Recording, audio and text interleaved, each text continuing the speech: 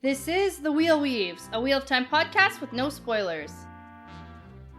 Welcome, listeners. I'm your host, Dani, and I'm the first-time reader going through this 15-book series chapter by chapter. As always, there's no spoilers past the chapter we're covering, and that means it's totally safe for first-time readers. I'm joined by my co-host, Brett, who's a longtime fan, and he's acting as my tour guide on this journey. We want to acknowledge and thank our executive producers, Brandy and Aaron Kirkwood, Andre the Man in White, and Chad Welsh. Before we get into things today, we have a name correction for Micaiah Knox. We also want to thank and welcome Jennifer Isgro to the Wheel Weaves Patreon team. Thank you for your generosity and your support. We also have a new producer-level patron to welcome to our producer team. So thank you so much to Magen Smiley. We're super excited to have your support and really excited to have you as part of our team. You're going to join the ranks of Michelle O'Brien, Vince Lewick, Benjamin, Passion Socks, Multude, Mozyme, Sarah Wyatt, Jamie Young, Cody Feltz, and Giannis. In this episode, we're talking about chapters 49 and 50 of The Shadow Rising. Yeah, so chapter 49, we have Cold Rock's Hold, and chapter 50 is Traps.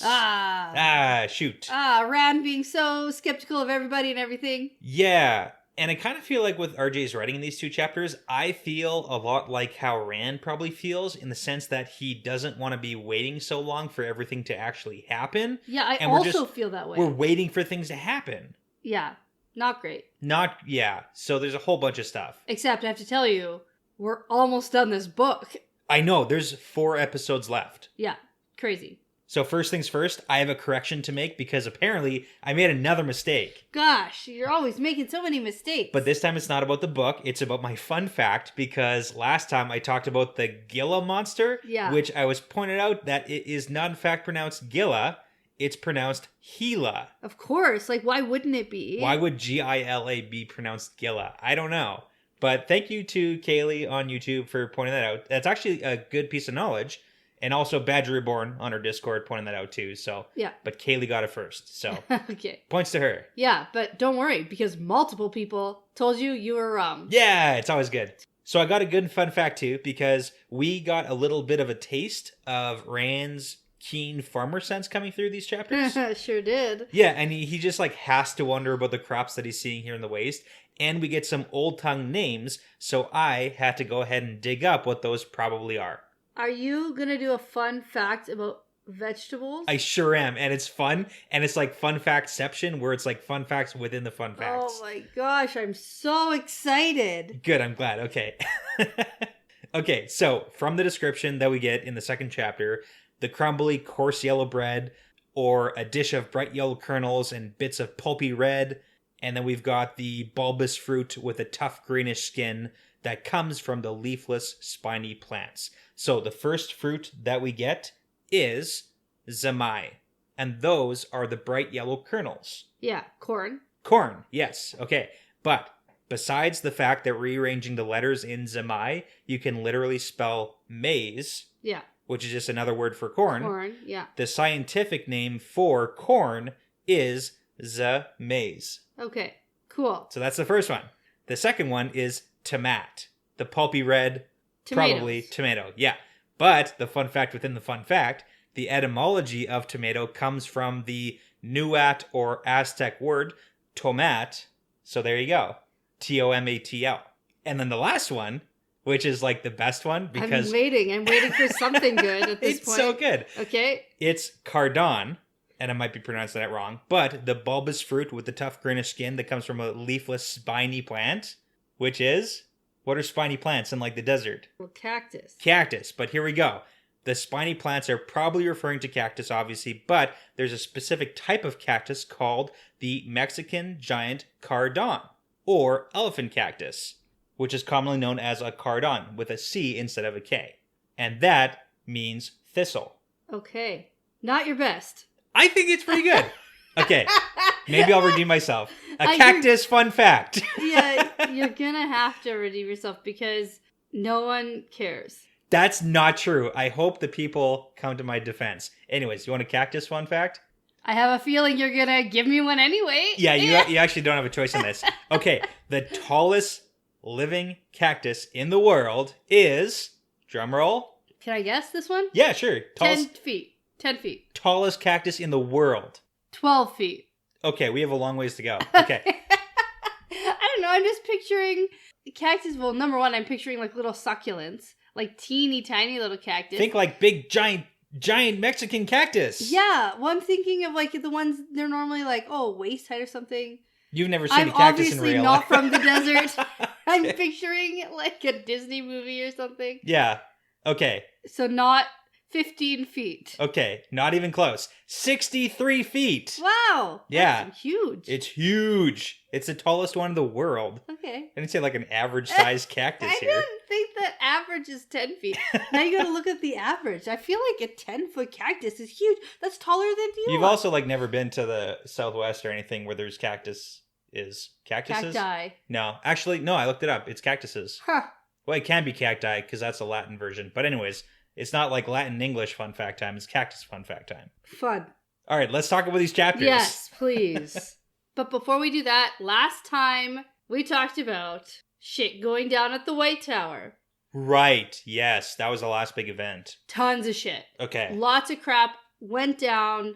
Swan was stilled. Yep. Deposed. Everybody straight up murdered. There was murders done. The Blue Aja no longer exists in the White Tower. Yeah, it's all terrible. People are scattered. And there's a nice... Logain. Yeah, little Swan, party. Leanne, Min, quadrangle.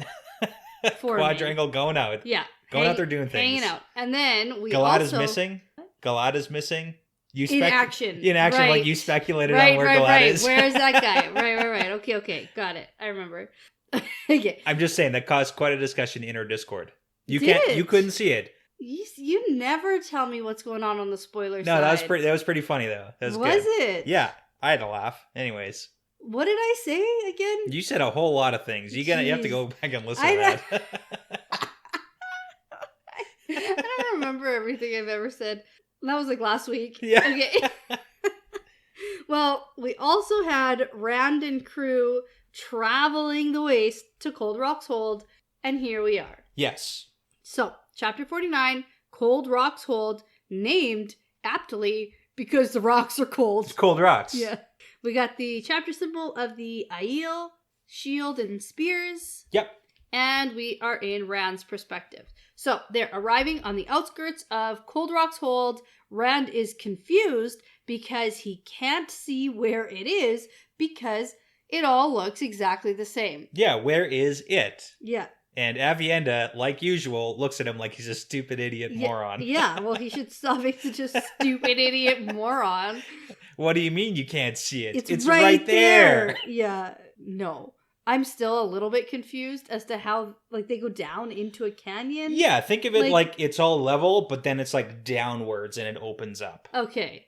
So, like, looking on the plane of being at surface level, if you will, you can't see much. Okay. It goes down. Unless you know it's there and you're like, oh, that's where it is. Exactly. Okay, got it. Because I was also confused. I'm a little bit on Rand's side with the confusing Aiel stuff. As someone who's never seen sucks. the geography, it's like I kind of get it. But well, I mean, I thought a big cactus was 10 feet tall. So. Yeah, moron, idiot. I also didn't think iguanas could be poisonous. So, like, we've all learned things. A lot of things. It doesn't matter. So, we have the Shido halting and not going further. Yeah. They're not allowed. Not allowed to. And we have Ruark and the Jindo starting to run with their heads uncovered and shouting loudly. And this is like super important. Yeah. Because they're approaching. They want everybody there to know they're not being sneaky sneakers. Yeah. And their faces are uncovered because they want to be known and seen. Yeah. No It's like violence. we're not attacking. Yeah. But again, it's kind of like they've already been spotted, so it's like almost a ceremony. And I really love that Amis is joining in here.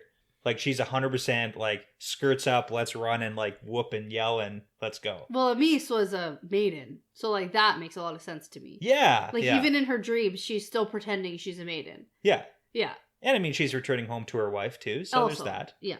So Avienda doesn't want to, but on Rand's goading, gets up on his horse with him. Yeah. Because she wants to go run with them. Yeah. But he's like, no, who's going to tell me all the things if you're not on the horse with me? And so this is clearly her like first time moving quickly on the horse. Yeah, because they've been like walking for a week. Want some horse facts? Yeah. Okay. Always. Cool. They So, can't drown. What else? yeah. Hey, see? You remember things I teach you. Not that they can't. They usually don't, I guess. They can swim. They That was can- the point. They can swim. They can swim. They 100% can, can drown. drown, but they can swim. Yeah, okay. Anyway, more horse facts coming at you because I was wondering, in my brain, a canter Yep. sounds slow. So I looked up, sound effects too. Yeah, Cool. yeah. It's like we have different levels of horse gaits. Yes. So we start out with a trot, Yep. which is kind of like a walk.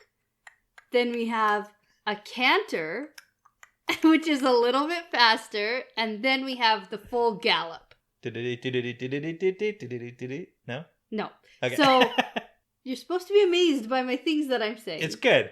Do you think that we don't learn about the different horse speeds in this series at no, some point? I know. I had to look it up. Okay. It's 100% going to be in there at some point, Because I for thought sure. a canter was like also slow, Oh, okay. but it's faster than a trot. That's fair. I thought a canter was slower than a trot. It's not. No. Yeah. It's good. Yeah. It's a good pace. Okay, so they catch up with Ruark, and then Avienda explains stuff again to Rand.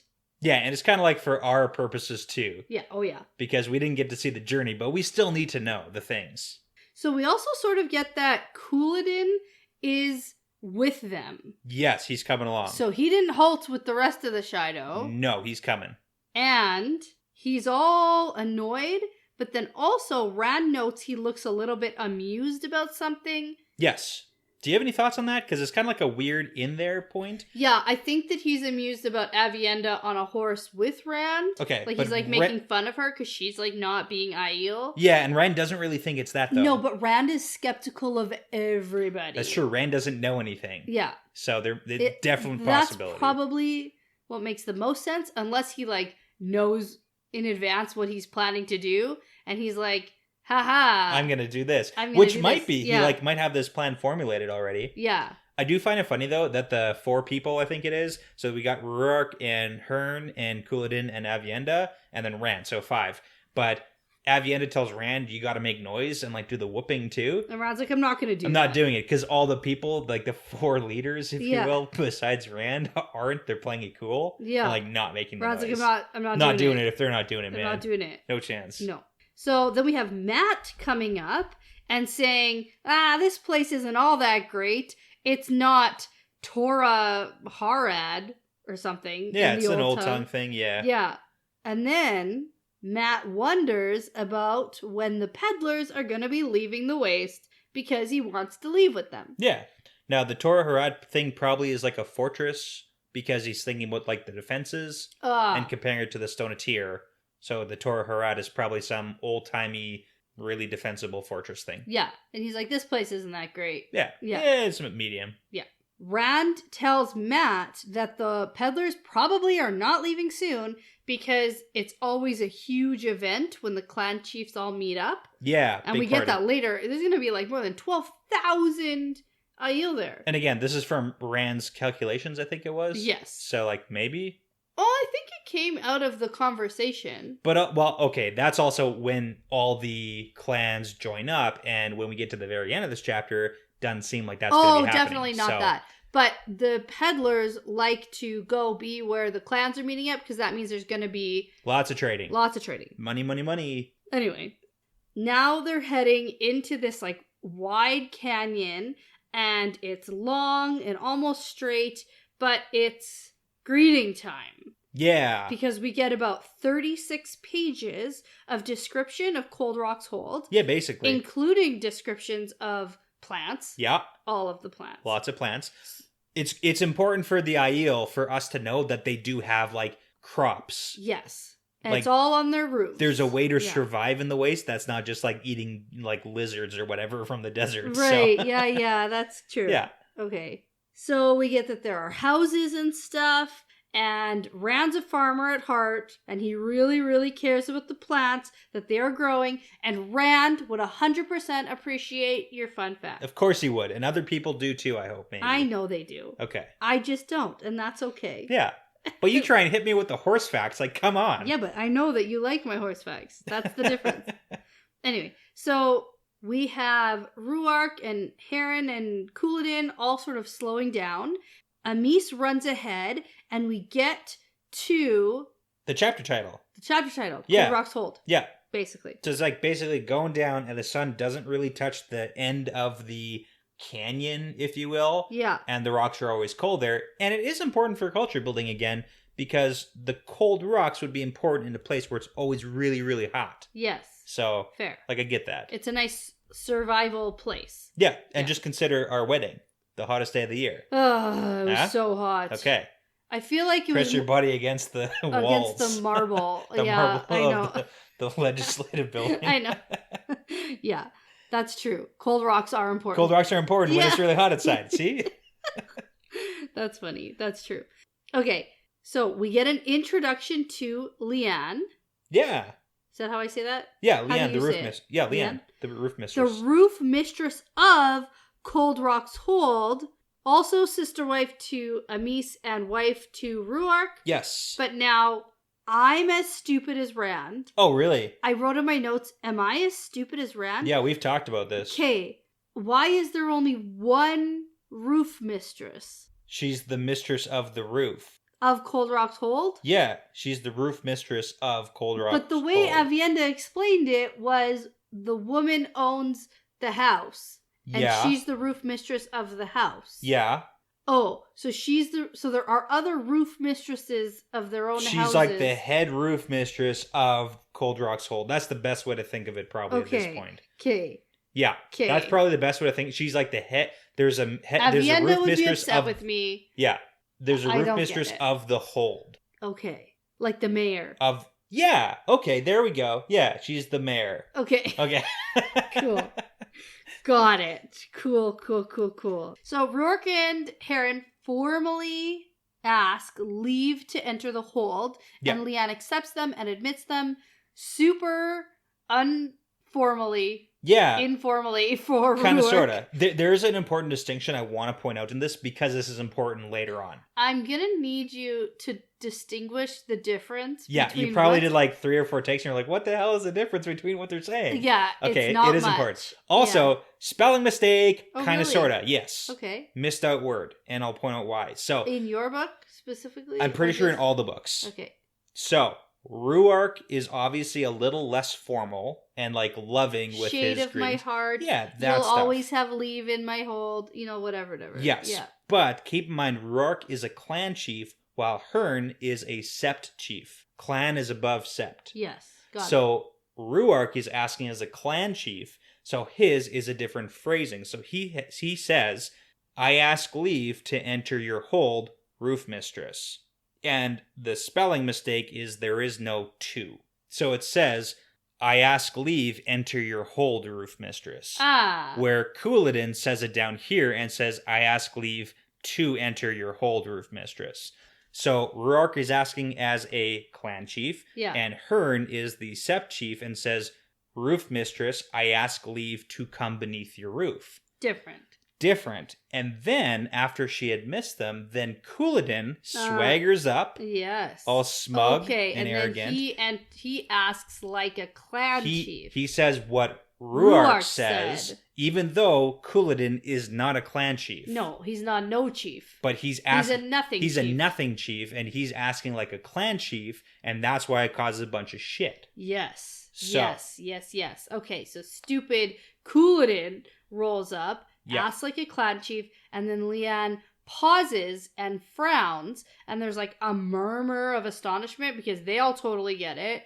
Like a feeling of danger. Yeah, everyone knows he shouldn't have done this. Like everyone's on edge, and Rand's like, I don't get it. Yeah. And then so Avienda has to explain to Rand what's happening again, and she gets mad at him for not listening and explains to him about how he's asked like a clan chief. Yeah. And that's bad. Yeah, exactly. Now we do get a really funny tidbit where Aviendha tells Rand he comes from a place where the women have no power. Yeah, it is funny. And Rand's like, you know so little about the outside. Like, I might not know anything about the Aiel. Yeah. But you don't know anything about where I come from. Aviendha's pulling in a lane. Yeah, let's bring you to the Two Rivers, and you can tell the women's circle that they have no power. Yeah. Let's see how that goes. Not going to go so well. Yeah, I think that's funny. Rand is funny. It is funny.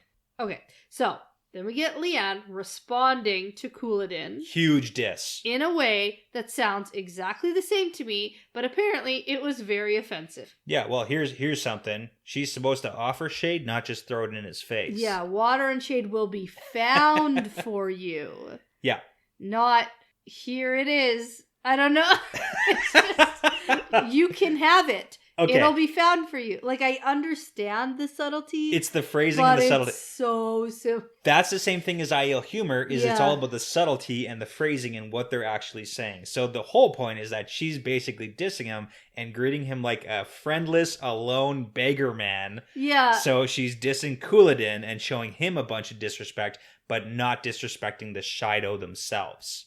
Because Couladin is way out of line here, and that's kind of the point. She is a smart Roof Mistress Mayor. Yeah, well, there you go. That's why the Roof Mistress Mayor exists. Because that's a tricky situation. It is. Because Aviendha was like, if she says no, then everyone will like break out in fighting. Possibly. Yeah, it's like an unknown thing where if you diss all the Shido, there's a whole bunch of them waiting outside. Right, but then if she admits him, then it would be like admitting that he's clan chief. Exactly, and we don't want to do that because Couladin's an asshole. Yeah, which is interesting because how does Leanne know that Couladin isn't clan chief? So because they're coming back from Ruidian. So here's the thing. So we know that all the wise ones are all in line for knowing stuff about, who's supposed to be entering. Muradin went into Ruidian so that he could become clan chief because Suladric died. I know, but I thought the whole thing was if Muradin didn't come out, then someone else was supposed to go in. But the wise ones were also talking about, like, it's never going to be you, Couladin. You're not even in the docket for, like, short list. Yeah, but Leanne wasn't there to know, like, what Okay, so if you don't like that explanation, Amis is married to Leanne, and Amis can talk to people in her dreams. So there's probably a good chance being like, hey, we're on the way to Kolorok's Hode. Here's what happened. So, and here's Couladin, probably going to be a dick to you. So, like, that explanation might work better, too. Yeah, I like that one. That makes more sense to me. Communication. Because Leanne isn't a wise one. No, she's not. She's a roof mistress. Right, okay. Mayor. Yeah. Okay, so now it's Rand's turn to ask permission to enter the hold. Yes. And so he does so, but not quite as expected. Yes, because he was supposed to ask like a clan chief. Yeah, but he's not one. He's not one, so he doesn't, and he asks like a sept chief.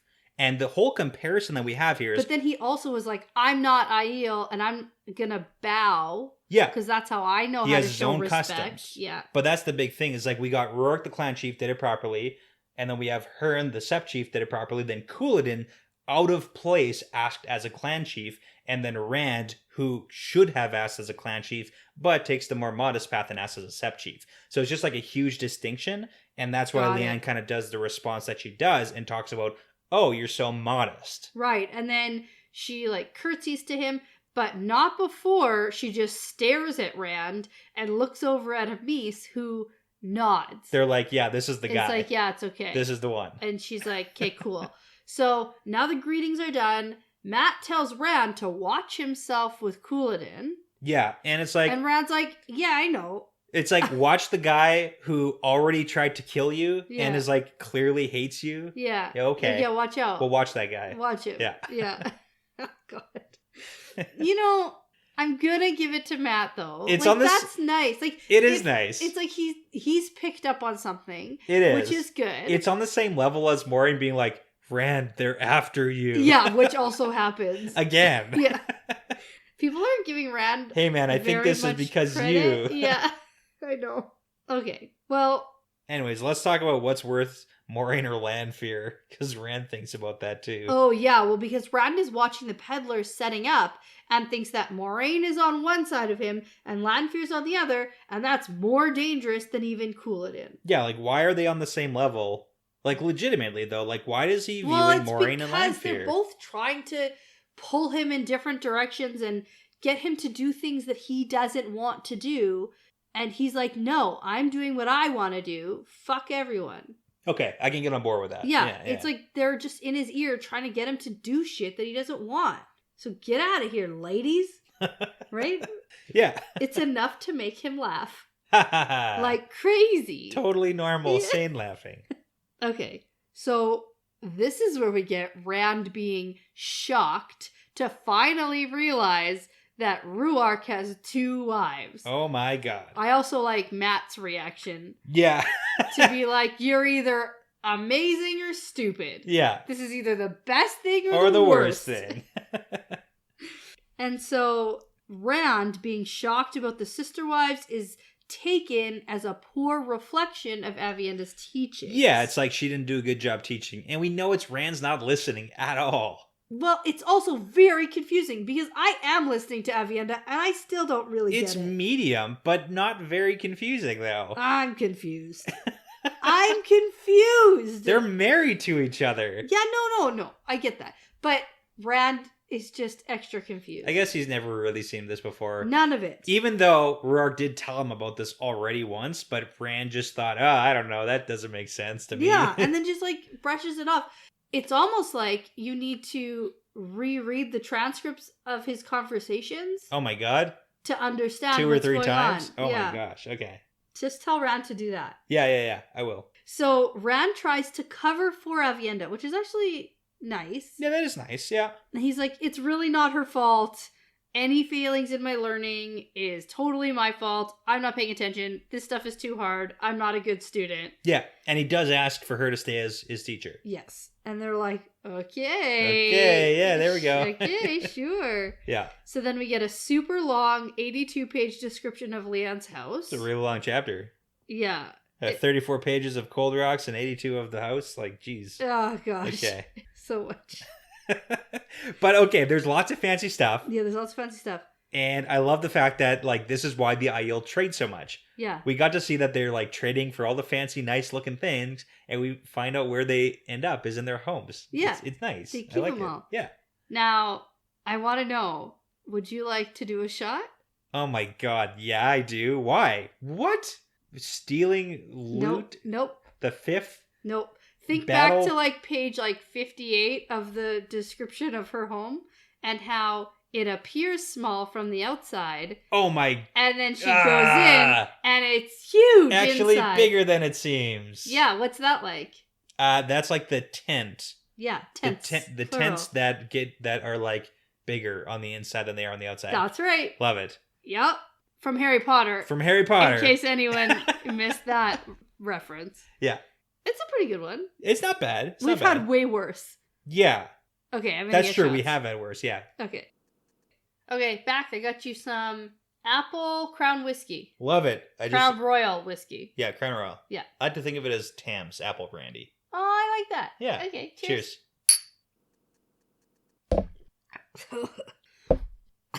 Okay, and while you're recovering from that, I looked up a little bit of stuff to clarify on the whole roof mistress thing. Okay. I was tart. Yeah. A roof mistress can be just an Aiel woman who owns property. Yeah. And it can be mayor. a Holds representative roof mistress. Cool. Okay. So I actually did get my understanding correct. Yes. Yeah, I just wasn't sure about the clarification, but yeah. Cool. I also want to talk about how cool these houses are. Yeah. Literally. They and like open up figuratively. into the ground. Into the side of the Little caves. canyon, right? Yeah. Like, and then it's nice and cool in there. Because it's really hot in the way, so it's like makes sense. I like that. Yeah. I want a cave house. We can go and make one. We can? Sure, give me a hammer or a pickaxe or something and find a mountain. This seems Start digging out. very smart. Like, yeah, We we should should do this. Okay.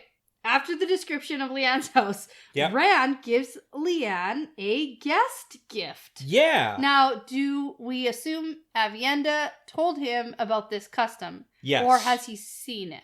Probably she told him, like, this is an important Because one. we saw the Aiel in the Two Rivers. I was going to say that. Yeah. Yeah, absolutely. Given Galbane their and Chiat all gave guest gifts. Mr. Salvier guest gifts, and she's like, yes, cool. of course. Yes, thank you for the things. Yeah, it's That's very like expensive. worth more than her inn. Yeah. Yeah. So Rand gives a golden lion. Nice. Being from Andor? Being from Andor. Is it a thing? Totally. It's a thing. It can work. It can maybe be a thing? Okay. So he also has a funny little side note where he knows that this is from Tyr, and he's like, as the leader of Tyr, I guess so. I guess I'm stealing from myself? I guess I'm the leader of Tyr. Yeah. He technically is. Yeah. Yeah. I mean, not even just technically, like, he is. Yeah. And then Yeah. Matt sees this happen and does a relatively smart thing Yeah. and goes, oh, we're giving gifts? Hey, he's got manners. Yep. Yeah. So he's like, here's a necklace. Yeah, which is like Rand thinks it was for Probably meant for Isandra. Yeah. Yeah. Not Yeah. anymore. It's not. Yeah. Probably Okay. for the best. I don't think she'd appreciate it. Considering Yeah. she's probably a Forsaken or something. Right. They're all Lanfear. Everyone's Everyone's Lanfear dressed up in a Lanfear. trench coat. It's 13 Lanfears in a trench coat. or Forsaken. We're gonna get to more speculation when we get to the Lanfear chapter. Okay. Yeah. Okay. Yeah. All right. Yeah. Yep. Sure. Let's get Just there. wait for that. Are you waiting? Are you so excited for that? Yeah, that's gonna be good. Okay. But okay. Okay. So, okay. Leanne's happy about this. Yeah. It's great. So Lan is then welcomed. No. You skipped something important. You skipped it. You skipped it. No. What? No, you skipped it. What? So Leanne comments on Rourke bringing her some Terran craft work many years ago.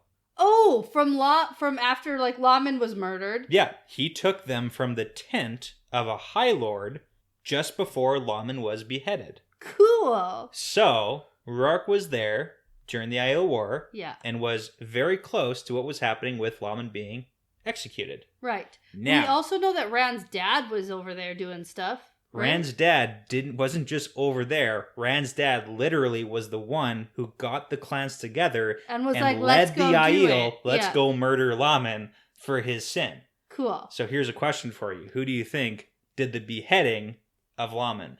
Well, you're leading me to believe that it's Rand's dad. It would be funny, would it not be? It would. I don't know if funny is the right word, but Well, I'm just saying. yeah, no. Yeah. Interesting fact. It's a funny thing because Yeah. like now we know that Janduin, Rand's dad, was the leader who led the Aiel right, out that's of the his ways. name. You're gonna have to like say things more often so I remember them. Names? Yeah. Like that's gonna make you remember them. No, it's not. You're right. Okay.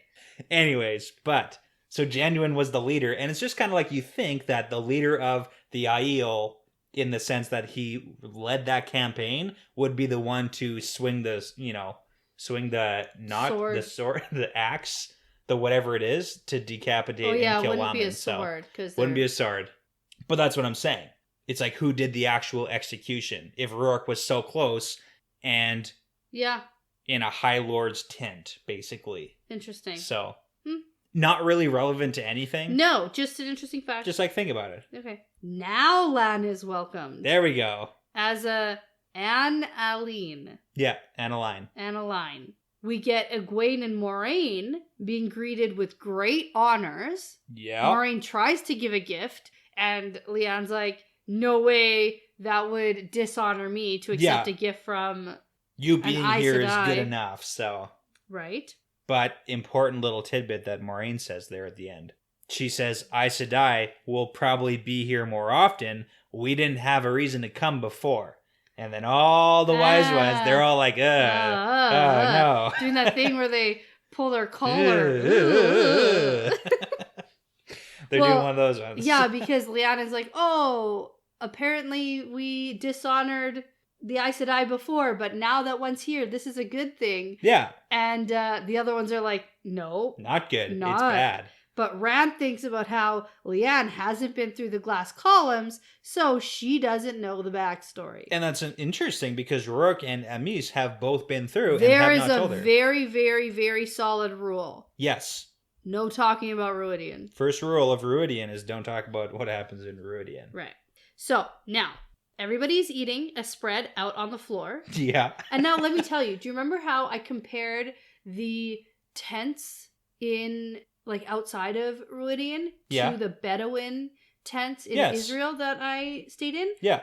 We had meals like this on the floor in the Bedouin tents. Okay, awesome. There you go. And the whole meal was served on like silver platters, like big platters for everybody. Yeah. And you sit in circles around the big platters. Can't believe you're not saving this for a fun fact. Oh, what? No. This is great though. Yeah, keep going. Keep going. And it was great food. Yeah. And you eat it with your hands. And you have one guy in the group who's just like super uncomfortable the entire time because he's not used to it. Yeah, it's Matt. It's Matt. Yeah. Everybody else is fine. No, but it was fun. I have some pictures of it. Like it was great. Yeah. And that's what this reminded me of. I don't know if we like lay down. Like I feel like we just sat down. They're just like lounging basically is what's happening. So Yeah. But yeah, there's pillows around and yeah, cool. That's what good. This reminded me of. So yeah. This is also where we get a bunch of the description of the food. Yeah, and we don't necessarily need to go through that because Definitely that not. was my fun fact. Yeah, because now there's a bunch of conversations happening all around, so it's customary to sort of talk to both people on either side of you. And then we just have Avienda being super aggressive all the time. Yeah, that's true. So Rand also has an interesting little intrusive thought about sister wives. And he wonders if Min and Elaine would agree to that. Oh my... And then he thinks, Light, what am I thinking of? No way! Yeah. But you're Aiel, so I mean... Okay. Let's talk more about my prediction. Well, I mean, it's not like we don't know some things about this. Yeah. So. Sounds like it's getting a little bit closer. We're reeling it in. So I guess the really big question is not necessarily is it going to happen... Just more like when. When is it going to happen? That's for me when is it going to happen? But is it also going to happen the way you think that it's going to happen? Oh, probably not. And then how are the people going to react, the ones being in that relationship? It's like, it could happen and it could be terrible. Like, just because it's happening doesn't mean that it's like a good, healthy relationship. Fair. So it could seem good on the outside, and then once you're in it, it could be just the worst thing ever. Like the whole Amis, Leanne, Ruark, like that obviously seems healthy and great. Like, yeah, because it's like really into it, and it's cultural, so it's like they're used to it. Pulling the strings of the threads of the pattern to force all the women that he loves to just be his wife all at one time. Seems like it's not going to go like so how great is that? We'll see. Well, and we've got Matt being like, it sounds great or terrible. Maybe both. You know what? Matt's onto something. Matt knows things. Matt knows some things sometimes. Go Matt. So Rand here tells Avienda that he can find a new teacher if she really doesn't want to be his, and she just continues her aggressiveness towards him. Yeah, it's like not passive. It's very aggressive. It's just aggressive. Yeah. So Rand thinks, you know what? I'm going to get her a gift as a bribe to make her nicer to me. I think that should, in theory, work pretty well. I agree. Yeah, presents work.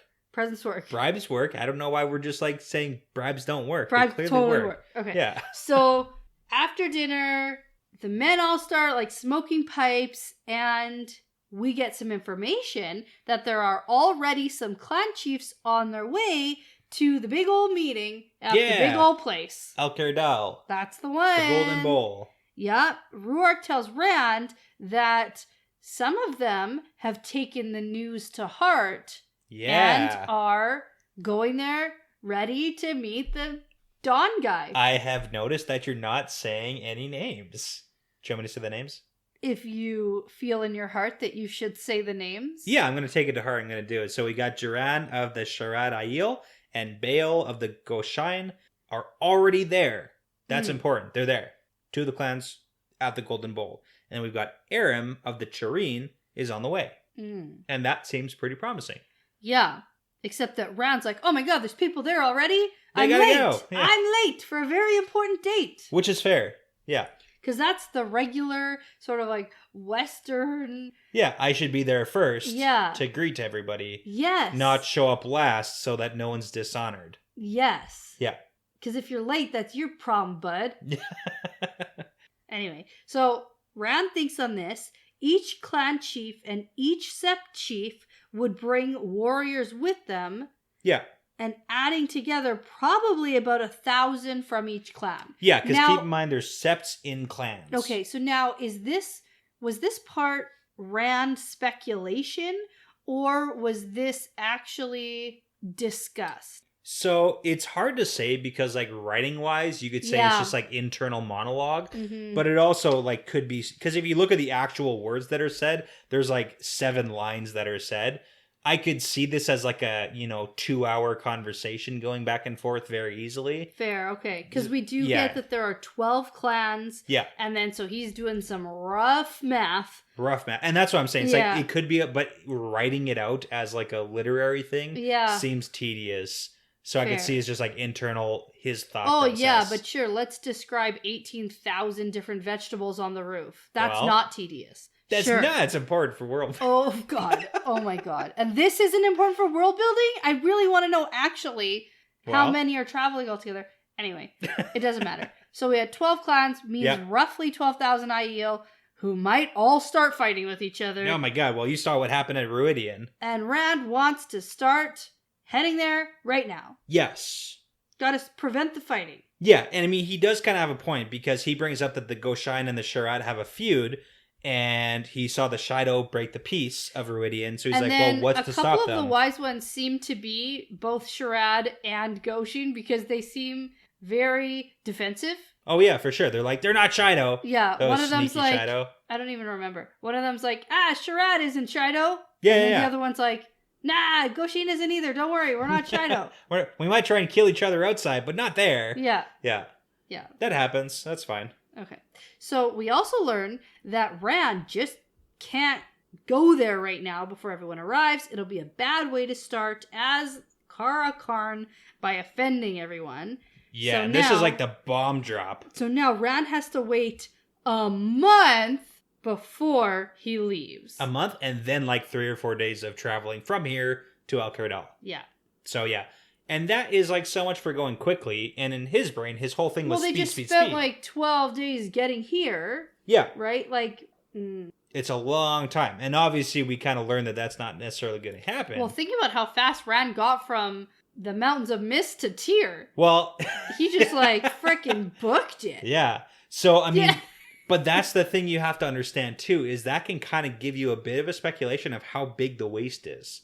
Like, if it takes the furthest away the That's Nakai... true. I always forget that it's not on the map. It's not like a little sliver. My brain has been a little bit warped, and 100%. I feel like it's teeny. One of the biggest things... One of the biggest things that's been a huge frustration for me, and probably other people feel the same way, is we don't have a lot of maps of stuff that's not Randland. Yeah.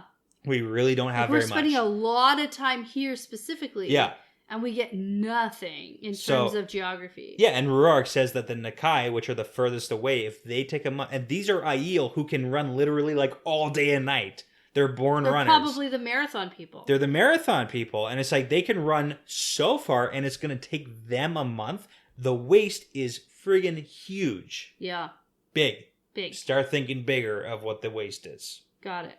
And then we got Shara on the other side. China. See, I remember that. Far away. Yeah. There you go. Yeah. Okay. So, now we're going to discuss how many clans are going to resist, or how is everyone going to react, or what are Ruark's feelings on this? Okay. Now, can I pause you before we do that? Sure. There's one important line I want to bring up. Okay. That we got to speculate on before that happens. So Rand is considering the whole, I have to wait a month, and that's not going to plan. But then the line says, yet a part of his plan was following the path he had hoped for, the most dangerous part. Ooh. So most of the stuff isn't going the way he wants, but one specific part is going exactly the way he wants, and it's the worst part of the plan. Most dangerous. I think standing up in front of all the Aiel and being like, all of you have to follow me or you're gonna die. But that's pretty dangerous. But that's the like part... a literal spear. Yeah. Okay. I don't know. You know what I mean?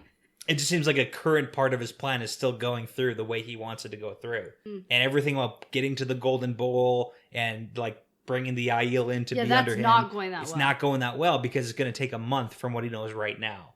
So like, what's that little offshoot plan, the side plan, plan B, That's going really well, and that's the Land most fear. dangerous part. It's land fear. Okay. Land fear. Okay, how? Anyways, know. think about it. Speculate. We'll come back to it later. I'm going with land fear. Land fear somehow. Bunch of land fears in a trench coat. Okay, well, apart from, like, the whole, like, what are the peddlers doing and what are the Forsaken doing? Sure. He knows where land fear stands, for the most part. Like, she's very transparent. Yeah, she has been pretty open. As in, like, don't want to murder you, just want you to be on my side and rule the world together. Yeah. Sure. I'm like, that's pretty dangerous. It is. It's a dangerous line to, like, you know. And he does have a little tidbit in Tyr where he says Lanfear just gave him, like, a part of the plan. Part of the plan. Yeah, she did say that. I have no idea, though. Hard to put together. Okay, that's good. We'll come back to it. Can I find out in less than 10 books from now? Yes. Okay, cool. Yeah, I'll give you that spoiler. Wow. Yeah. Cool.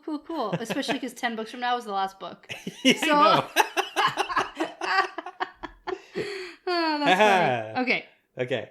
So, anyways, we get how Ruark thinks all the clans are going to sort of react. He thinks that everyone knows about He Who Comes with the Dawn. Everyone knows that this is coming. And once Rand shows that he's got the 2 dragons, yes, they will know he is the one prophesized, and that's what's important. Yeah, absolutely. And I mean, I kind of understand where Ruark's coming from. Like, whether or not the clans get along, all the clans, like the leaders, know about He Who Comes with the Dawn. They get the whole dragons thing. So even if they don't like Rand, he's still going to be the guy. Yeah. Okay. So Ruark sort of summarizes that most will follow you. Perhaps all of them, maybe even the Shido. Aiel have waited 3,000 years for the man bearing 2 dragons, and that's what's important. Yeah. But I think what Ruark isn't taking into consideration... What happens if Rand's arms get chopped off and then they can't see the dragons? It's like, what happens then? Not even thinking about that. Yeah, not even. Or, more realistically, sure. Ruark seems to be a very logical and reasonable person. And most people aren't that. Most people aren't. Yeah, they might look at that and be like, no. Yeah, well, like Couladin. Right, he did do that. Yeah. Shoot. Okay. So. And then we also have Savannah, who's going to be an issue, turns out. So, they also want Rand to dress in the Kedinsor, but Rand says, nah, bro. Nah. That ain't me. Nah, bro. Yep. Maureen antagonizes Rand a little bit and is like, hey, so once you get all these Aiel spears, where are you gonna lead them once you get them? Yeah. And Rand's like, I'm leaving. See you later, guys. I need some air. Bye. Yeah. So, I mean, I can definitely see that conversation going on longer until Moraine asked that. God, Maureen! It's like, come on. Like, she's being too, like, Rand is just on to her. He knows. He's not answering anything in front of everybody. She's got to adapt. She's got to switch it up. Like, she's doing really the same thing. It's not going well. No, and we'll get into Moraine's tactics here. Yeah, she needs to figure... We'll get into it as we get in, because that's the end of this chapter. Yes. We're going to go right into chapter 50, Traps. Yeah, let's do it. These 2 chapters ended up going really nicely together. Yeah. I like when that happens. So, we get the chapter symbol of the moon and stars. Yeah, which is the Lanfear symbol. Right, so... Lanfear should be here. So let me tell you, I mean, it's nice to get some Lanfear stuff, like this dream sequence. Yeah. But I was really hoping that I was gonna be like so right. It was gonna be like the peddler reveal. Something was gonna happen. Because the last time we got this symbol was when we met the peddler wagons. Right. Okay. So I thought in this chapter, looking at that symbol, it was going to be something to do with the peddlers again. And I was going to be like, boom. There you go. Told you. Not even at all. Not really. Shoot. It's just dreams. It's just Maybe. Okay. Maybe. Okay, let's get into this then. So, okay. You got some explaining to do. Yeah, so we're continuing in Rand's perspective. He's heading out, considers Moraine. Can he use her? Can he trust her? No and no. Yeah, so, and my big point was we just found out what went down at the White Tower, and when or if or is Moraine gonna find that out? And it's good that Moraine doesn't send a lot of notes, because there's notes that are gonna be probably intercepted going forward if she sends more notes. Yeah. But like she doesn't really communicate well. I so. wonder if the Dreamwalkers who are so good at dreamwalking will be able to like sense something. In the White Tower though? Yeah, because it's like something that's like seriously shifting the pattern. Like this is a seriously important thing that's going on in the tower. Nothing like this has ever happened to the Aes Sedai. You know what? That's a good point. Yeah. It could be like reverberations like in the dream world or something. Yeah. For them to be like, hey, something's happening. Yeah. We should probably check that out. That's a good point. Okay. Actually, I would like that to happen, but I don't believe it'll happen. That would be nice. Okay. That's like in a perfect, if I wrote the books. Sure. Yeah. So, Rand heads through Cold Rock's Hold. He's seeing all the people here, much like in Emmons Field. There's a smithy. There's, children playing. People doing stuff. Yeah, there's a girl with 2 braids in her hair. And he's like, oh, no wonder Egwene stopped wearing her hair like that. Makes sense now, yeah. One of the wise ones must have been like Egwene. Kids wear their hair like that. Yeah. He's so close. Oh, man. And yet so far. Yeah. That's our boy. That's our boy Rand. You know what? Women are complex. Oh, my God. Okay. Not quite. So now he's going off, turns out, to deal with this Aviendha situation. He was serious about his get her a gift. Yeah. Get her a bribe situation. Yeah. So Rand sees the peddlers doing their thing. And let me tell you what he sees down there. Okay. Keely is scowling at the Glee Man. Yeah, quite often. Sure, and doing loud bargaining. You didn't even note this, I bet. Yeah. No, I wrote doing that. Loud bargaining. And Kadir isn't bothering to peddle anything, and Isandre is missing in action. Okay. That's all. Oh, that's it. And it's just more notes Natale is performing for an even bigger audience than the Shido. Right. So because now he's here. They're doing peddlery stuff. Yeah. Like okay. I know. It's just they're kind of still doing the thing. Yeah. Yeah. It's like a big act to play for like 2 weeks. Sure. Well, maybe they really are peddlers and gleemen, but they're just dark friends. That's what I'm saying. Yeah. Oh, you're saying they're dark friends? Well, no, okay. Don't try and charm me like that. No. Your whole thing is every one of them is Lanfear. And my whole point was like they don't like maybe which one is though, because like what the hell is she's missing? Like what is she doing? That's my point. It's like, but if one of them is Lanfear, they're really playing into the whole like peddler bit. Yep. Where she's got to keep her eye on Rand. Pet. I feel like she could do that without pretending to be a big fat peddler. And like getting in arguments over peddling goods. Like I can't imagine Lanfear like arguing about peddling stuff. Like it just doesn't. Okay. See, if I say enough things, I've said nothing. Yeah, that's pretty much how it goes. Okay, well, basically, Rand just avoids the peddler situation. Yeah. Probably a good call. As he's going, he notes that all of the, like, societies... Yeah. ...have their own little clubhouse. Yeah, exactly. In Cold Rock's Hold. So all of the Cold Rock's Hold maidens... Now... No. So those are societies. Is it the Tardad? No.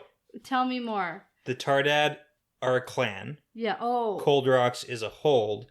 And then warrior societies, like the Maidens of the Spear, the Stone Dogs, right? There's different societies, the Red Shields people can belong to. So each society has like a little clubhouse in the hold. And the hold is of the Tardad Aiel. Societies, septs, clans. Okay. Nope. That's fine. That's okay. Okay. So... Rand makes his way to the maidens. Yes, a society. A society of maidens. Yeah, so there could be, for example, Tardad maidens or Shido maidens. Yeah, but they're not here. The Tardad ones are here. Like, Shido maidens wouldn't be in Cold Rock's Hold. No, not specifically, but there could be different, like, septs or clans actually here. There could be. Well, what's Tardad? Tardad is a clan. Okay. Ruark is the clan chief of the Tardad Aiel. Yeah, and the Tardad all live at the Cold Jindo are a sept. Right. Yeah, okay. You get it. You're good. Let's move on. We'll figure it out later. So, okay. whatever. So these are a bunch of ladies who carry spears, and one of them is named Adeline. Yeah. Adeline? Sure. Okay. Pick one. So he heads there to buy a bracelet for Aviendha. Yes, as a gift for teaching. Okay. How did he know to go here to buy bracelet? So he went to the maidens to tell them, like, hey, I want to buy a gift for Avienda to thank her for teaching me. What should I get? What can you help me out with this situation? Got it. And they're like, yeah, we can help you out with that situation. And then Rand tells them the reason, and that's when the whole thing starts happening. Okay, right. So he likes this bracelet. He wants to give it to Avienda. Yeah, so he wants to pay for it. But they won't let him pay for it. Yes. And he's like, are you sure? I don't want to dishonor her in any way by like giving it to her without paying for it. But they're not accepting payment because they're viewing it in a certain kind of way that he doesn't get. Right. Okay. So then they start some ritual where they like kiss each cheek and say, remember honor and sip your tea. Yes. And he has to do it like 70 times. Yeah, 100%. Yeah. Like all the maidens that are here. Rand is like super confused, but he just goes along with it. Yeah. He's like, the Aiel and their customs. And when you get to the end, it makes more sense why all the maidens like come out and they think it's hilarious that this is happening. Like they're really amused by it. Yeah. Because they think they that he's trying to like... They also know Avienda. Yeah. Right? And like, probably a little bit of like they know she's going to friggin' hate it. Yeah. So. Or maybe not though. Maybe not, but like they know it's going to be she's not a maiden, right? So like... Yeah. But anyway. There's like a little bit of inside joke going on here too without Rand. I think so, yeah, okay. So then Rand makes his way to Avienda as she's like beating carpets, and he gives her the bracelet. And now that she isn't a maiden, she can wear it. Yes, because they make noise, they rattle, so you can't wear it if you're a warrior. Right, and I think she likes it. Yeah. Like she puts it on. I would agree, yeah. But apparently there was some confusion about the ritual thing because they just gave Rand their approval for Avienda's affection. Yeah, so they think Rand is trying to like proposition Avienda. Court her. And they're like, yeah, we approve of you. So they do the ceremony. And then he tells her that. And she's like, no. I hate this so much. Yeah. So if anything, that's the part she's not a fan of right now.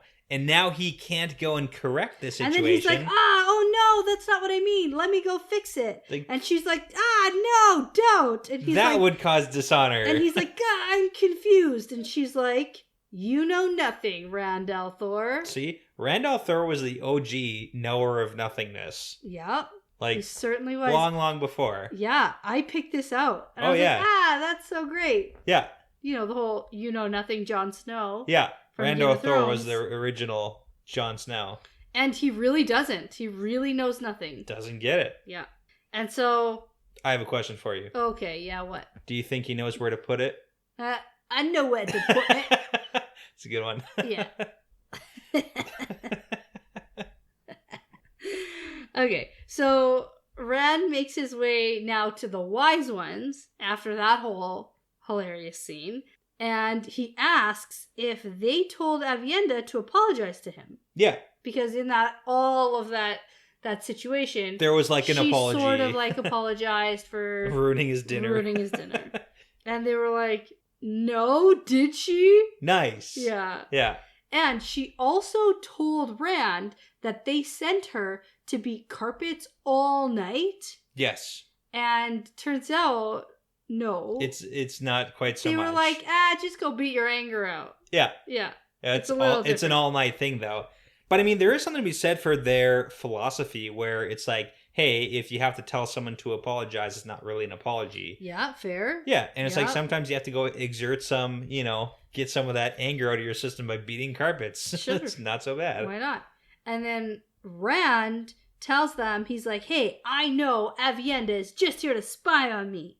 I know she's your spy. Yeah. And they're like, not so much. You don't know as much as you think you know. Rand al'Thor. Yeah. And so he's like, whatever, at least I know who the spy is. And then he thinks the Aiel are complicated. Also, is she the only spy? You should at least have 3 spies for every one spy that he knows about. And then he's like, God, what did I even say around Ruark? Shoot. I need to be more careful. That's their husband. But then it makes him sad to think he has to be careful around Ruark. Should he be careful around Ruark? No. Like just you and me, No. He doesn't have, like, Ruark's not going to be... I don't think Ruark is one to go running to tell anyone anything. Not even his wife's? Probably not. Really? Okay. Yeah. There's some separation there? I think so. Yeah. It's like business and personal. You got to separate that. Yeah. Carl Karn. Carl, What is it? Carl Karn. Is that what it is? Karn. Kara Karn. Kara Karn. Kara Karn. Kara Karn. Carl Karn. I like Carl Karn. Carl? And his sister, Kara Karn. Carl and Kara. Okay, so Mullane here is practicing some of that, like, control your anger stuff. By, like, lashing out at him? Yeah, not really. Yeah. Yeah. So she loses her cool a little bit and lashes out, talking about how the prophecy says that a remnant of a remnant shall be saved, and she wants to save as many of their people as possible. Yeah. Even if that means she will make him know his blood for theirs if she has to lay the... Okay, what was she gonna say? I don't know. Lay the egg. Lay the egg, hence That's what lay Rand eggs. thinks later. He's That like, entire... Lay what? Lay what? Oh, Rand. Oh, hens lay eggs. Yeah. Yeah. Is it traps? No, she wouldn't say lay a trap, but Yeah. but in all seriousness, though, she's saying something I here. personally think that it's some Aiel something that I'm never going to be able to guess, so I'm not even going to try. Okay. Lay all right. the stalks of corn at the doorway to ensure honor. I love it. Okay. Like, it's something so stupid and obscure that Oh. it's like super Aiel that I wouldn't understand it anyway. Okay, so it is Aiel for sure. Like, they're Aiel, so she's Like, doing she some has sort to of... lay something. Yeah. But here's the thing. Her issue with Rand right now is that he clearly doesn't care about the Aiel. She views it as in she wants to save as many Aiels as she can, and he doesn't have that, like, deep down, I care about you as a people vibe. So she needs him to get on board with learning about the Aiel customs to start caring about them as a people. So even if she has to lay the Aiel tree out for him, like the Aiel family, some ancestor Okay. something. Even Yeah. she has to like lay it out for him. Like herself, even if I have to do it myself. Yeah. Yeah. If I have That to makes teach sense. you, Yeah, if yeah. I have to sit you down and teach you personally, then I will. Like something like that, probably. I get it. Okay. I don't know. Yep. Something like that. No, that's good. That's good. But that's like her main general issue right now Yeah. with him. So Okay. So Rand tries to sort through like what has happened. The wheels are spinning in his head and he can't figure anything out. This is when he's like, hens lay eggs. And yeah. Rand is shown to his sleeping room, which is just a crate or like a pallet on the floor with some blankets on It's it. not a fancy Terran castle. No, it is not. And then he asked the guy Shand for wash water, which I think is a huge no-no. Yeah, that's a lot of water. It's wasting water to clean your body because he's sick of sweat baths. Yes. Like basically the sweat tent type thing. Yes. Yeah, but he does have a funny thought here where he's like, I bet Moiraine and Egwene never have to do this and they probably get baths all the time. No, not in the waist. Yeah, he doesn't know that though. You definitely not. So his mind is spinning around and around before heading to sleep. Esandre smiling, Kader watching, all sorts of traps. Then he thinks, how's Perrin doing? Yeah. I wish I was home with Perrin. It would be so nice over there. And then... Not. It's so nice over there. Oh, by right. the It's way. not so nice. Yeah. Anyway, yeah. he thinks of Perrin. He's probably swimming in the lake. But no, it's pretty bad there. So then he enters his dream swimming in the waterwood. Yeah. Okay. And this is his typical Elaine and Min swimming in the water with him dream. So, first off, in this dream sequence, what level of dream are we in here? I knew you were going to ask me that. Yeah. Throughout the entire thing, Rand is having a regular person dream. Okay. Regular And dream, but... Lanfear enters his regular dream. Gotcha. Okay, so this isn't like a Teleran Riyadh situation. Yeah, Rand can't enter Teleran Riyadh. Okay. On his own, I don't think. I Okay. think maybe he can be brought there. Like, you know, those guys who went to the meeting in their dreams with Baalzamon? Sure, they got brought there. They got brought there. Okay. And were really confused. They're like, I was just in my bed. What's happening? Like, that's Teleran Riyadh, right? And they didn't know how that happened. Sure. So you can clearly be brought there. Okay. If you're, like, Forsaken and, like, know how to manipulate the Teleran Riyadh real good. Okay. There's levels here, and There's we can't go levels. into it, Okay. so... I think this is just straight up regular Regular dream. dreams. Lanfear's coming on in. Lanfear's coming in. Gotcha. And some other dude. Oh, shoot. Am I supposed to say Lanfear? The woman in white. Oh, no, it's Lanfear. Okay. Yeah, no, that's okay.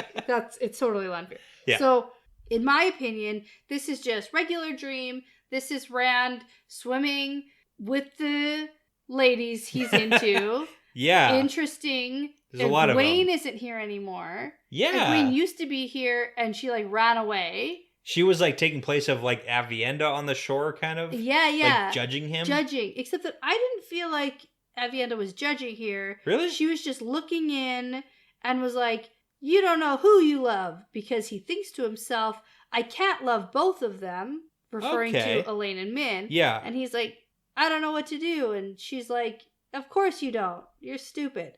And then he sort of tries to get her to come swimming. I'll teach you how. And she's like, no effing way. So like, not gonna happen. Even in the dream. Even in the dream. And then all of a sudden, Avienda's gone. And from the opposite bank, the most beautiful woman he has ever seen is standing there naked, watching him, but he doesn't know her. Yes. So that would make sense. Regular dream, Lanfear coming in, so he doesn't know Lanfear. Yes. Otherwise, he probably would. Right. Yeah. Yes. Yeah. And so the three girls disappear, and she says, should I allow you to be unfaithful to me even in your dreams? Oh, no. And then, yeah, this is where I put, okay, regular dream that Lanfear is manipulating. Gotcha.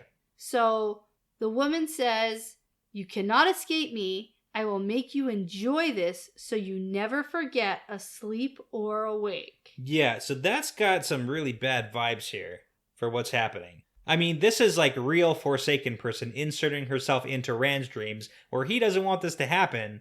And then she's saying she's going to go ahead and just do stuff. Yep.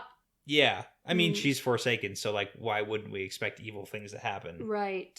Especially like crazy ex-girlfriend Forsaken. Yeah, super rapey vibes like, here. Super jealous. Oh, yeah. Not good. Oh, yeah. Yeah. Absolutely. I think that at this point, it wasn't that rapey because maybe Rand would want to like go along with it.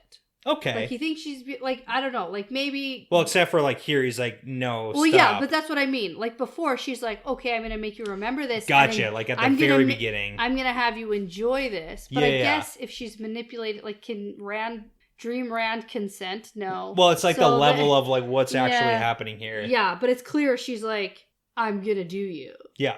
That's what's happening 100%. here. That's the intention here. Absolutely. Yeah.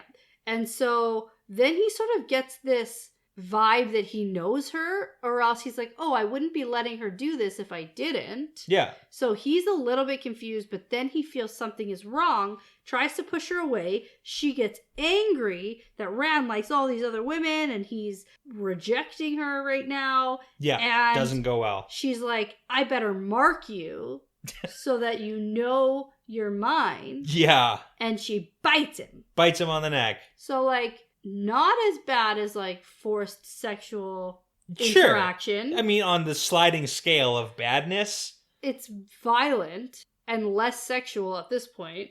Yeah, and Because more she's like just- evil, forsaken-y Yes. badness. Yeah, So, yeah. It shifts really quickly away from that, like, sexual stuff, Yeah. I think. But she bites him, breaks skin, he's bleeding, and he's like, ah, God, what are you doing? Yeah. And then another person enters, a blurred figure of a man, Yeah. and he says, is this how you amuse yourself when I wonder where you have gone? Okay, so. And then he calls her out for, quote, risking our plan. Yes. And then they bicker back and forth, Yep. which is important for me speculating what's happening. Okay. Okay, go. You gotta go further with that with Okay, me. so she says, well, you don't risk enough. You're as bad as Mogadine. How do I say this? Mogedian. I don't think it matters.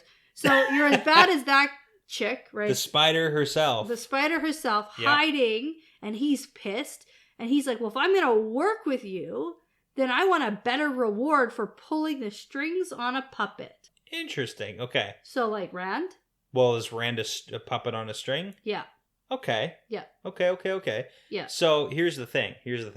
We've seen in a dream sequence, and I believe Perrin got to oversee it with Hopper. A bunch of Forsaken, like, yelling all at each other. Bickering. Yeah. Bicker. Yes. And I believe Lanfear was there. with other people. I don't think Lanfear was part of the bickering. She was like... It was like 3 or 4 dudes, all in like frilly lace. Sure. And they were yelling at each other. And Lanfear was like before it, or she was like rummaging in... No, Lanfear interrupted Baal-Zamon's schooling. Like that thing I talked about where Baal-Zaman, or Ishmael, I guess, had brought the dudes in and were like, you failed. Gotcha, okay. And then Lanfear showed up and was like, oh, you're trying to do shit in the dream world? This is my dream world. And then Perrin also saw a bunch of dudes arguing. Bickering.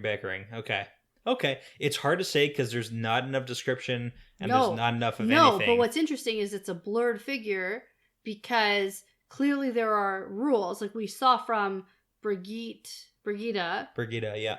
That there are like rules about like dream world and stuff and who you're allowed to show yourself to and whatever. Okay, that seemed more like a Heroes of the Horn thing. Well, it's a Heroes of the Horn thing, but it's also like people in the dream world. Okay. I don't know. But then again, why would Lanfear be able to do some things and like break some rules? Well, because Lanfear doesn't give a shit. She's the daughter of the night. This is her domain. She's gonna do whatever the fuck she wants. And this guy's like, but this other Forsaken, he doesn't want to be like shown. Okay, maybe, or maybe he's not good at the dream world. Sure. Like, why else would he just be like a blur? Yeah. Because he wasn't described here. Yeah. He can't be seen by Rand. Yeah. Okay. It's a lot of conflicting things, and all of my thoughts are conflicting. That's accurate. This is another Forsaken. Gotcha. That Lanfear is working with. That makes sense. That's like pretty clear. They have a plan. She's risking it by trying to seduce Rand. By trying to seduce Rand in his dream right now because she's being a little jelly monster. Okay. Now, do I immediately think of the peddlers? Yes. Sure. Because which one of them is the most blurry? Oh, gosh. Because remember I said Keely and the Glee Man are like 2 Forsakens who are like have a plan together, and even though they don't like working together, that's why they're yelling at each other all the time. It's just like stupid. It doesn't matter. Okay. I'm past it. I don't want to talk about it anymore. Okay. All I know here is that now Lanfear is for sure working with someone else. We're tucking it away. Okay. I don't know. Can I throw out a random name that I think of? Sure. Ravine. Right? That's the name of a Forsaken? Yeah. Yeah, that's We've heard of that name. Yep. Cool. I love it. That's it. Any justification for that? Nope. Okay. Well, we know it's not Moghedien. True. We don't know who the Lord Gabriel is, right? We know that in Ilion, it's Samael. Yeah. And we know that Bilal was in Tyr and he died. Correct. But we don't know who Lord Gabriel is. We know he's definitely probably a Forsaken. Yeah, because we know that, he sent the hit on. Yes. Elaine. So like, maybe that's the only other name I can remember right now. That's a good way to do it. I mean, there are others. Nah, I'll go with that one. Doesn't even fucking matter. I don't even care. Okay. I mean, that's not the worst justification. I don't even give a shit. Okay, let's go. Okay, that's who it is. Perfect. Love it. Okay. So, lots more actually happened. So Yeah. There's more things in this like 1-page dream sequence. Okay. This is the most important to me though. This is the most interesting part. Okay. Okay. So, they both disappear. Rand wakes up. He figures out when he wakes up that it was Lanfear in the dream. His neck is bleeding in real life. Shoot. From the bite mark. And just as a very, very quick side note, somebody brought to my attention that an episode that we did from Eye of the World. Oh my god, okay. Where Rand is like one of the very first dream sequences where Baal-Zaman / Ishmael wants to give Rand a cup of wine. I remember that. And I don't remember anything I've ever said. Turns out, I said, Rand, it's just a dream. Who cares if you drink the wine? Like that was the worst prediction. That's a bad prediction. Don't drink the spooky wine. Yeah, and I was like, whatever. It's just a dream. He can do whatever the hell he wants. It's not actually going to affect him. Bad call. Bad call, Dani. Don't drink it. Don't drink the spooky ghost wine or whatever it is. Yeah. Okay. So now he realizes he's not alone in the room. And he's like, my God. Bah, Lanfear. And I actually totally thought it was Lanfear. I took the bait. Oh, you did? Seriously? Yeah, nice. did. Okay. It's not, though. It's not. just Avienda. Yeah. She's just sitting there. Rand demands to know why she's here. She's watching over him because his dreams aren't safe tonight.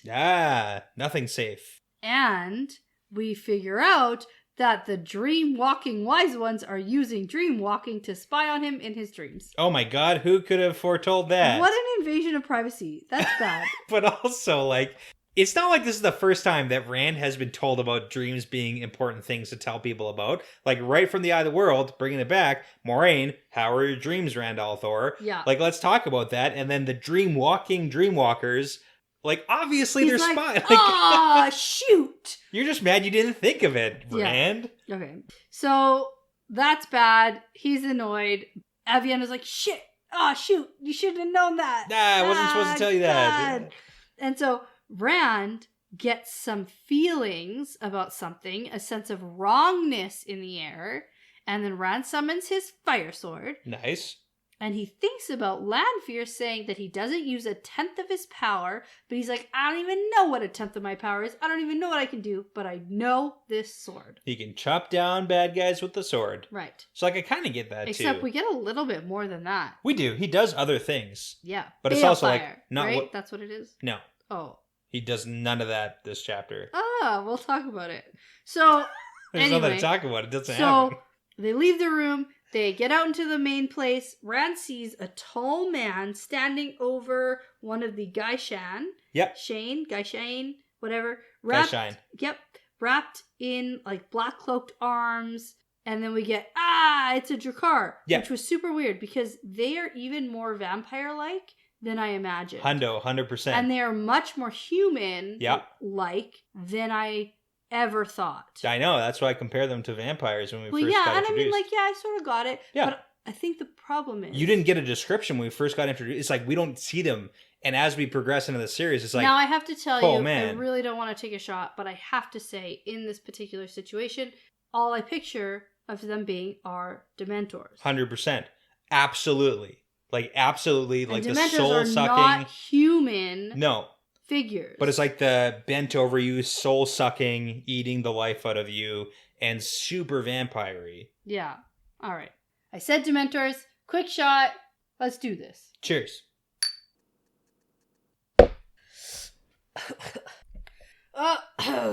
Okay. That was impromptu. That wasn't... I didn't even Yeah. have that down. This is like the first description of a Drakkar that we get that has succeeded in its task really, really Yeah, of eating because, a soul. Because even the attack on Moraine, Yep. which we have yet to have explained, Yep. by the way, Mm-hmm. if it ever Sure. will be. I bet that you hope that that gets explained perfectly. Yeah, nah, I just assume it was Leandrin. Because we got that was like book 2, right? So we got the reveal. Anyway, maybe one But day. that was like it's singing its song, and then Lan and the other guy come in and like kill it before yeah, it but actually... it was still more monstery at that Yeah. point than just like could be mistaken for a man. Like, it looks like a man in a black cloak, but it's like Yes. it's its wings. Right, So. And the right. book covers really kind of throw us off a little bit, so... Okay. So we get here that Rand uses the void to not let the Drakkar's song affect him, Yes. which is helpful. It is, yeah. Because then he lures it close and stabs it with his fire sword. Dead. Now, Avienda examines the dead Gaishan, and another Drakkar comes into the doorway, and here is where Rand blasts it with a bar of solid fire shooting from his fire sword. Yes, not balefire, because balefire is always described as a bar of white light, not fire. I think the word bar threw me off. Yeah. Okay. And then the way that Matt describes it later, I thought like for sure this was him doing like balefire by accident. Yep, nope, just fire. Maybe he's doing mini balefire. Nope, just fire. Bar of solid fire. Balefire is white light. Okay. It's important. It's an important distinction. Okay. You can't just like... If you say so. You can't just create your own stuff here. Okay, anyway. Gets the guy. So Rand tells Avienda, sound the alarms, wake everybody up, up spears, rah rah. Yeah. And then Rand finds the body of a Dreamwalker Wise One. Yes. Sienna. That was one of the OG4. Yeah, the one with the long gray hair. Yep. Dead by the Drakkar outside. Dead. There's just like pandemonium below. There's a woman yelling angrily down from the peddlers. Sure. Just a note. Rand can't... Well, okay. Yep. Well, Rand doesn't know who it is. Yep. And another Drakkar drops down and Rand fire blasts that guy too. Yeah. Got them all. Yeah. Okay. And so Ruark and Mat find Rand, and Rand doesn't put on a shufa that Ruark offers. Yeah. Because he's like, let them see my face since they're here for me. Yeah. And like, how could they tell that it's Yeah. Rand if he doesn't have his... Yeah, I think they could tell. And it's a really funny joke. It's just Ruark and Mat don't get it. Oh, right. Yeah. Because he's It's laughing. Yeah. Got it. Okay. Perspective change to Mat, Yeah. which I have kind to of. say, this is an interesting perspective switch. This is like an Elaine perspective. You know what this is, though? I have to tell you, the purpose for this specifically is to have an unreliable narrator. Ooh, okay. This is the quintessential. Hit me with those facts. Let's go. Yeah, that's about all I got for you. Okay. This is just like from Mat's point of view, what's going on. And we know that Mat doesn't quite get what's going on here. Okay. I mean, we get a little bit of like the battle tactics. Like he understands that part. But like when it comes to the rest of it, like him seeing Aviendha and Rand together, oh, they deserve each other. And when he overhears the perspective, or he overhears the conversation of Moiraine and Rand. Yeah. It's from his point of view. Okay. It's not from Rand or from Moiraine. So we don't actually get what either of them are thinking. The full context. Yeah, we don't get any context. We get Mat's context. Which is nothing. Which is unreliable. Because he Gotcha. has no idea really what's happening. He doesn't get the dynamics fully. And I think that that's the point of this, to leave us a little bit in the dark and then give us a little bit of a shift in perspective of the situation. Yeah, I've always thought that RJ gives us too much information, really, so... Me too. Are you joking? Because I'm joking! I want more information! Oh my god, no, enough. I can't keep it all in my head. Okay. Alright, so we're in Mat's head. We're in the heart of the battle. A little bit. It's like the end of the battle. Yeah, tail end. And he's thinking that it's Rand's stupid fault for getting him in this stupid mess. Which it is, 100%. Yeah. And a maiden comes up and tells Mat, you dance your spear well, gambler. Yeah. But we don't get which maiden it is. No, we don't. The one who liked nothing. him before? I don't know. Like the one who gave him his first kiss in Maiden's Kiss. Oh, man. Okay. You know? I mean, I feel like he would... coming up to chat with him. Yeah, I feel like he would, like, notice that, but he it's... would. Yeah. Okay. But Mat speculates about the Trolloc battle, meaning to be a distraction from the actual attack on Rand. Yes. And she asks Mat if he is a battle leader among the Wetlanders. And this is so funny. I love his response. It's so I read good. it in a book. Yeah, I read it in a book. That's Rand's line. It's Matt's line, too. Yeah, I like it. It's like both. I have both to tell you, I tried to listen to this section of the chapter for the first time before reading it. Oh, man. Okay. Was it hard? I told you I had to stop doing that, and then I did it again. Oh, okay. And I had to back up the 30-second and re-listen to this particular passage, this particular paragraph, probably 4 times.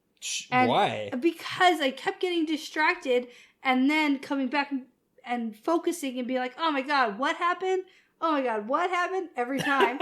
And when I was listening to it over and over and over, it sounded like battle eater, like EATER.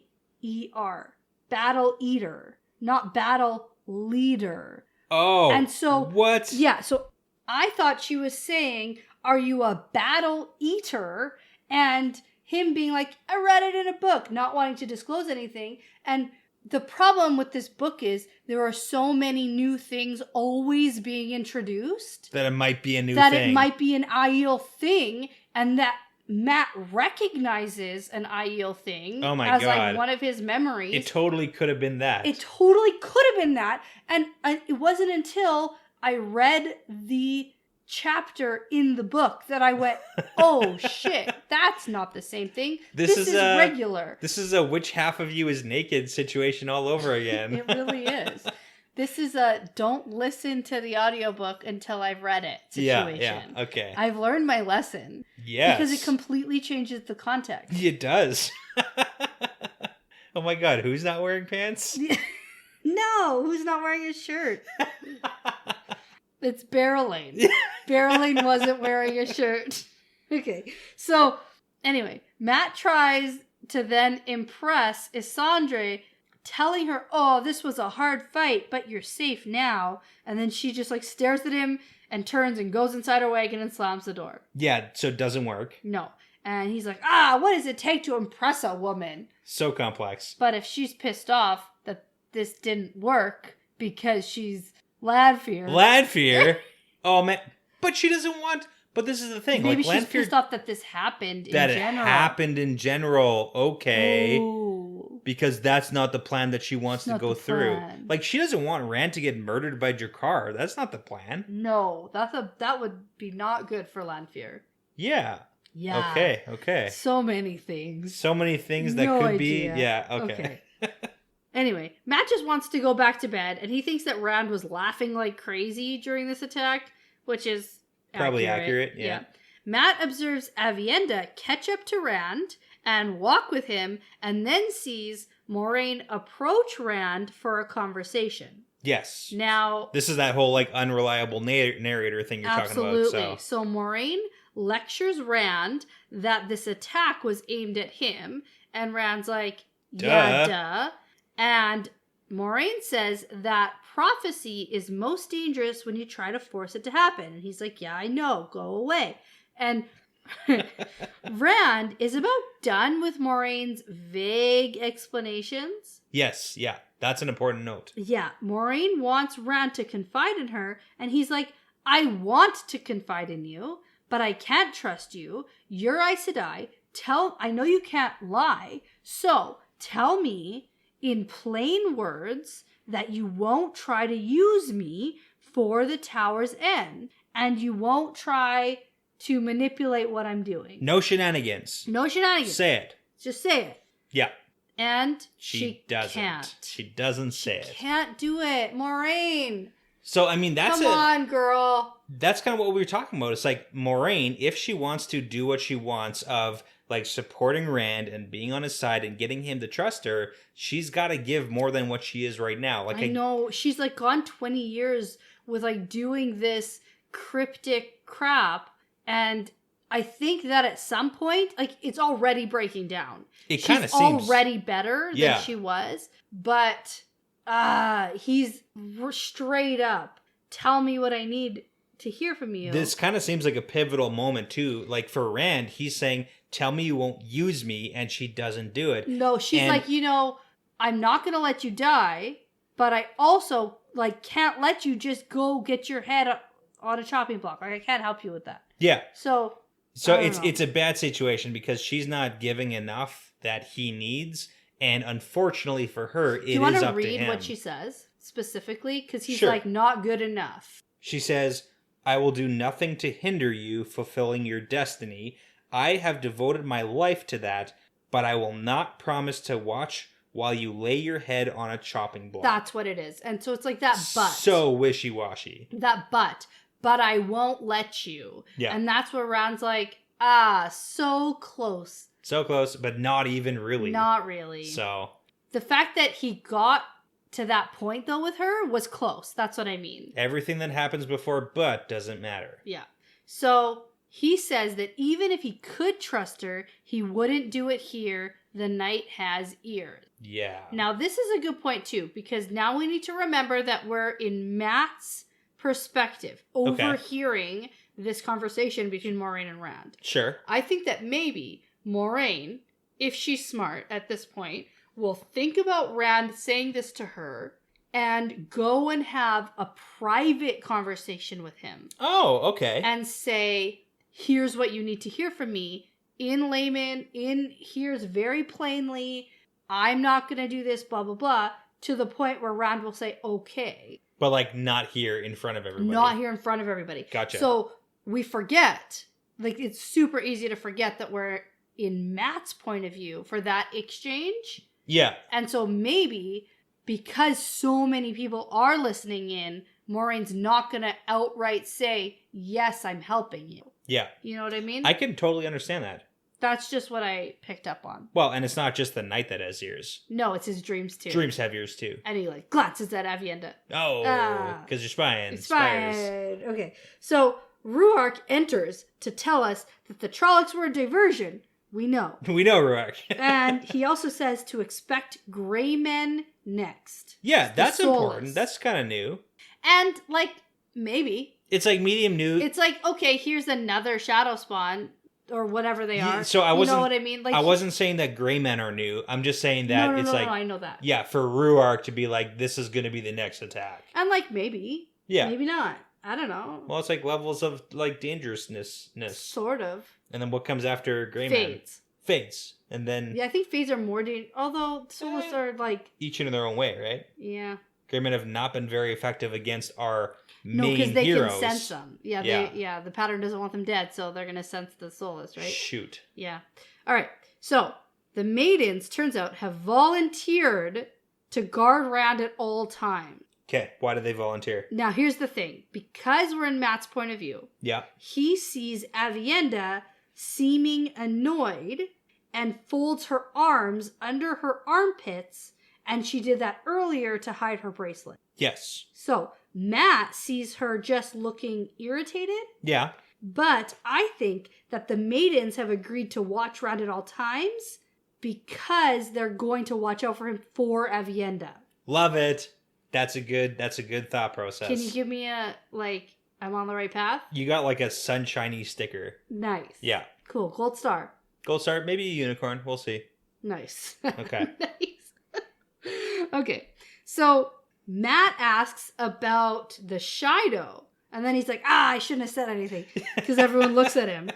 And he says, well, should they move in here? Because if there's attack here, we want more numbers. This is a Perrin and White Cloak situation. It's like, oh man, same thing. Yeah. No. The people who don't like you get to stay out. I don't care. It doesn't matter. I know. And Rourke's like, fuck no. Yeah. Also, no. they're gone. Oh, fuck So turns out they left at nightfall, and then we have a conversation about how the Shido and, more importantly, Couladin really suck. He means to turn as many like chiefs against Rand as possible before Rand gets to the place. again, that's speculation. Yeah. That's not like a definitive thing.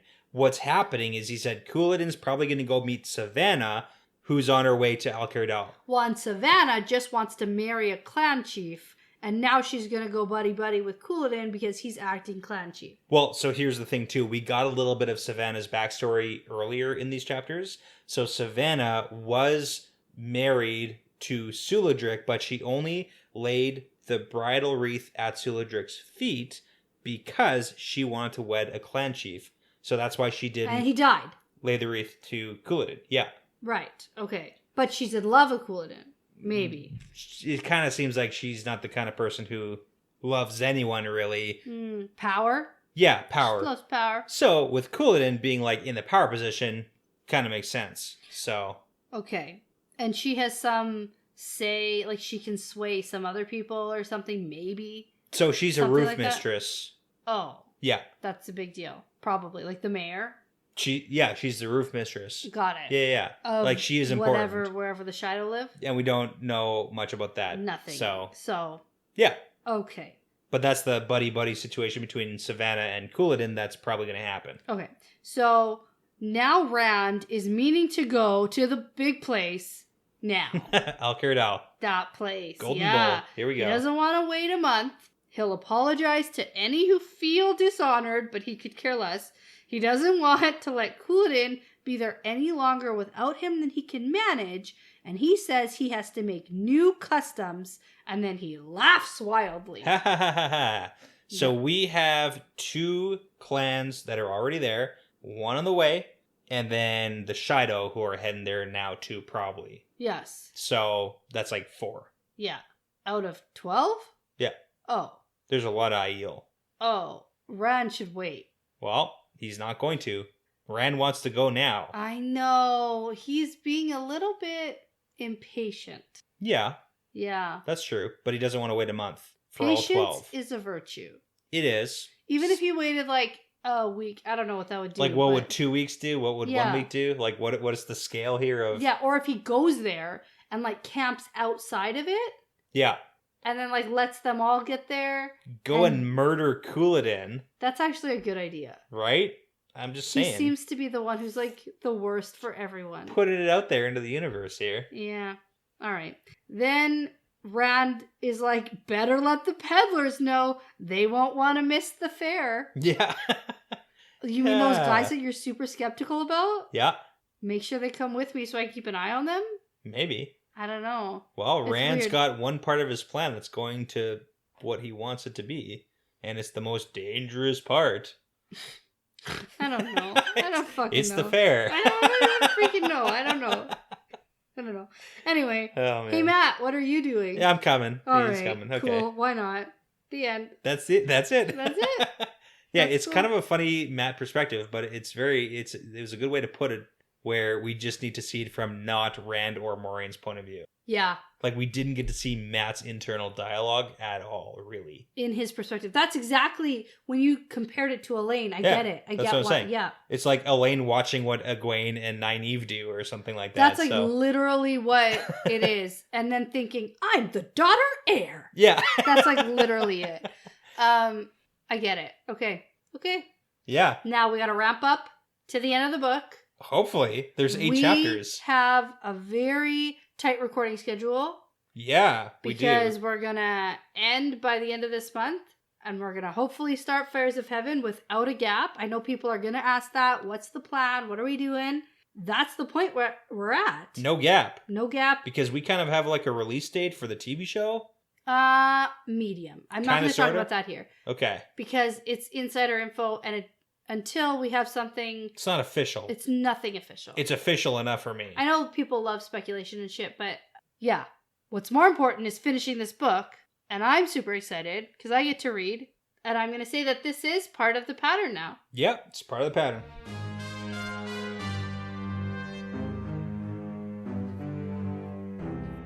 Thank you so much for listening to this episode. The Wheel Weaves is hosted by Dani and Brett, edited by Dani, produced by Dani and Brett with Passion Socks, Mozyme, Moltude, Benjamin, Vince Look, Michelle O'Brien, Sarah Wyatt, Jamie Young, Cody Fouts, Giannis, and Magen Smiley. With music by Audionautics.com. If you're interested in some of our Wheel Weaves merchandise, such as shot glasses, frosty mugs, t-shirts, hats, and more, you can head over to newcreationsbyjen.com, and we are located in the groups or collections section. If you're interested in supporting us and helping us to make really great content, you can head over to our Patreon at patreon.com/thewheelweavespodcast, and you'll also get access to some really great bonus content like early access to our regular episodes, bonus episodes, unedited video episodes, access to our live recordings, monthly Q&As, and more like stickers and keychains. Don't forget to find us on social media. We're on Instagram and Twitter at The Wheel Weaves Podcast. We'd also love for you to join the conversation over at our Discord, and you can find the link to that in our bios on those social medias. We'd love for you to tell a friend about us. Referrals really are the best compliment.